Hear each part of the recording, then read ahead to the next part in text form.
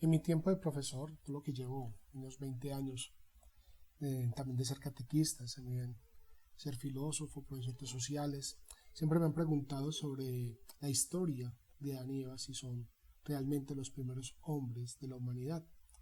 También desean hacer una cronología histórica bíblica como si en ella tuviéramos que tener un orden establecido. Y lastimosamente cuando se hace el ejercicio se desilusionan porque no encuentran la coherencia histórica en ella. En su momento, unos 20 años atrás, cuando era un simple estudiante de filosofía y creía que era el más sabio de todos por estrenar por fin el cerebro y saber de que apenas había leído un par de libros, quería entender ese complicado mundo bíblico. Tenía un amigo teólogo, que les cuento la experiencia, que admiro y respeto mucho. Me decía que nunca resolvería mis dudas por tener la razón de por medio, que me falta el ingrediente más importante para entender este hermoso saber, que en lo último es una experiencia real de vida. Aparte que era muy inteligente mi amigo, porque él no se desgastaba a explicarme realmente los misterios sobre mis dudas y para poder entender la teología o la Biblia, porque también yo tenía algo de petulancia, del cual rayaba con mi ignorancia y con mi fastidio. Hago mención de esta corta anécdota porque sé que muchos son rebeldes y críticos en torno a la palabra de Dios.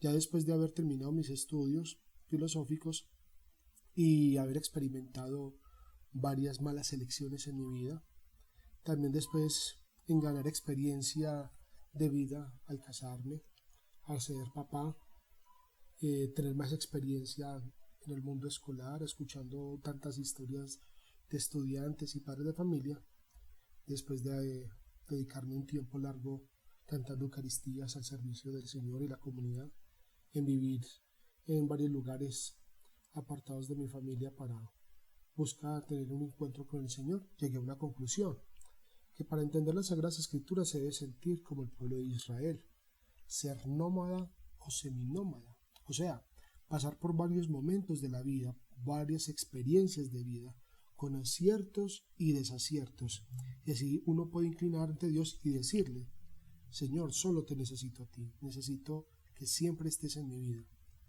Y también de hacer como un análisis de historia de nuestra vida y mirar para atrás y reconocerle todas las obras que Él ha hecho en uno y decir: Dios, qué grande eres. Entonces, para comenzar, quiero que cojamos el libro del Génesis y hagamos un análisis del capítulo 1 y el capítulo 2. Y aquí es donde yo digo, es la primera vez que aquí automáticamente se cae como esa cronología que cuando uno lee la Biblia quiere llegar. Y vemos que en el capítulo 1 y capítulo 2 se encuentran dos relatos diferentes de la creación. Y quiero hacer un paralelo entre ellos dos, porque en sí es creación de Dios al hombre, pero hay intenciones diferentes que realmente llegan al corazón. Entonces la intención no es hacer una cronología, sino saber qué mensaje espiritual nos quiere dejar cada acontecimiento, cada línea que hay en el Antiguo Testamento. Por ejemplo, el capítulo 1 dice: la palabra de Dios es suficiente para que las cosas sean creadas. Por ejemplo, el texto dice: y dijo Dios, hágase la luz. O sea, dijo Dios es la palabra de Él. Y dijo Dios, hágase las estrellas. Y lo último, vio Dios que estaba bien.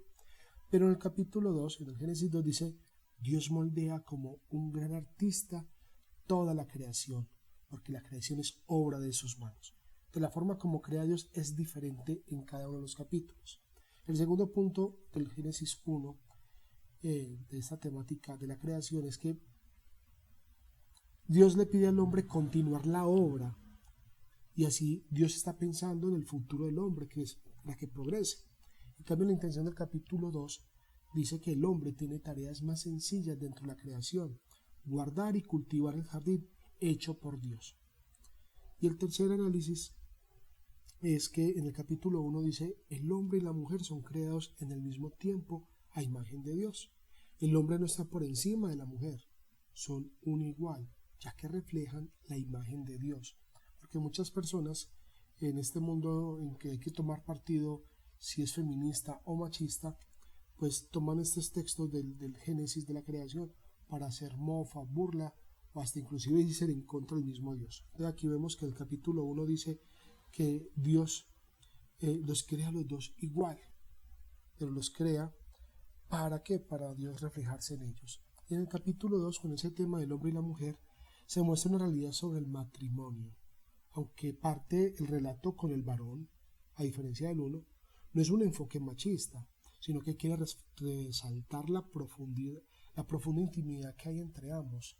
Recuerden que el hombre no estaba satisfecho ni por las plantas, ni por las aves, ni todo lo que Dios le había creado. Inclusive el hombre estaba triste, que al final, cuando Dios crea de sus sentimientos, de la costilla, la mujer, de una forma metafórica, el hombre dice, esta sí que es hueso de mi hueso y carne de mi carne. Nada completa la existencia del hombre, solo la mujer. Entonces mire qué cosa tan hermosa en esta simple análisis de estos dos capítulos de la creación, donde nos argumenta que no hay una cronología, que lo más importante no es saber qué fueron los primeros, tampoco saber la fecha, sino el mensaje que nos quiere dar este autor sagrado cuando escribió el Génesis. Así podemos concluir que en el Antiguo Testamento no hay un orden como estamos acostumbrados actualmente, pero sí es muy lindo saber que sí hay un propósito netamente humano para humanos. Es un gran error decir que el Antiguo Testamento solo se ve un Dios castigador. Mucha gente se vale de esos argumentos, pero la verdad es que hay unos ítems que podemos alimentar para contradecir este enunciado de tantos. Por ejemplo, en el Antiguo Testamento se ve mucho el aspecto humano. Es porque cuenta historias de hombres con múltiples errores, pero aún así Dios está para buscarlos. Ese Dios no te sigue para que seas bueno, sino para que lo seas. Dios no te sigue porque tú eres bueno. Él simplemente tiene la opción de seguirte a ti para que tú seas bueno. Y es ahí como David, podemos ver que en el Antiguo Testamento está este autor David, este personaje que se enamora de una mujer casada, que se llama Betsabé. Lo podemos ver en 2 Samuel 11. Y aparte manda a asesinar y hace toda una conspiración para que su esposo muera, Urías. Y aún así, es uno de los grandes referentes espirituales del pueblo de Israel. Dios no ama seres irreales, sino seres reales con múltiples errores, hasta con anhelos de venganza, como tú y como yo, y también como los personajes bíblicos. Tenemos a Sansón, está la historia de él en el libro de los Jueces, en capítulo 13, 14, 15 y 16, que por su debilidad por las mujeres cayó en desgracia, pero Dios pone su mirada en él cuando lo invoca sinceramente. Y es así podemos tocar. En momentos también no entendemos cómo se expresa la Biblia. Es muy común en los juicios establecidos en la Biblia la ley del ojo por ojo y diente por diente. Se sabe que todo el Antiguo Testamento se escribió a lo largo de 12 siglos, pero aún así, en sus variables está la ley antigua. Ayuda a tener una medida justa de la venganza. Recordemos que esto es una experiencia de mucho tiempo atrás, donde la comunidad apenas se está formando, se está fortaleciendo. La venganza no puede ir más allá de la ofensa, aunque haya pasado ese tiempo, más la era cristiana, no sabemos actualmente medir la justicia, y aún así se piensa en venganza con intereses acumulados. Y por último, la moralidad del Antiguo Testamento es muy imperfecta. Tiene muchas expresiones fuertes que el autor sagrado pues es desmedida, pero no podemos decir que por eso ya no son lecturas pues inspiradas por Dios, pero sí podemos decir que gracias a eso, cuando viene el que reforma la ley, Jesucristo, lo hace de una manera prudente, esas correcciones.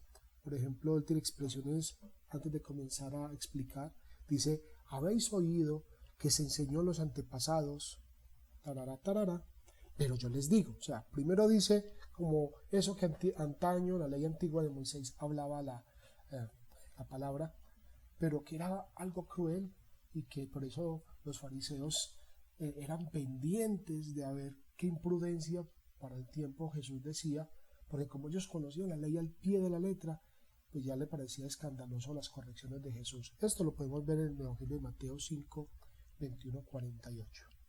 Recuerda, Dios no te quiere porque eres bueno, sino para que lo seas, a que te comprometas con Él, a que no te justifiques porque tus fuerzas o tus intenciones de pronto no van a Dios, pero siempre hay una oportunidad. El Salmo 25, que es la oración pidiendo la guía de Dios, dice así: Señor, a ti dirijo mi oración, mi Dios, en ti confío, no dejes que me hunda la vergüenza, que no se rían de mí mis enemigos. Bueno, la intención de haber compartido esa reflexión es para decirte que el proceso de fe se vale de muchas maneras, de que la petulancia no es el camino, pero somos humanos, de que queremos tener un orden histórico como lo pensamos el día de hoy, pero eso va a ser imposible porque estamos hablando ya de muchos siglos atrás, donde un pueblo se fue conformando y el mensaje no era cuando el autor sagrado quería armar los libros, no quería dar una cronología, sino mostrar, como lo he repetido varias veces, esa humanidad que Dios constantemente persigue para que nos seduzcamos por Él, para que lo sigamos a Él.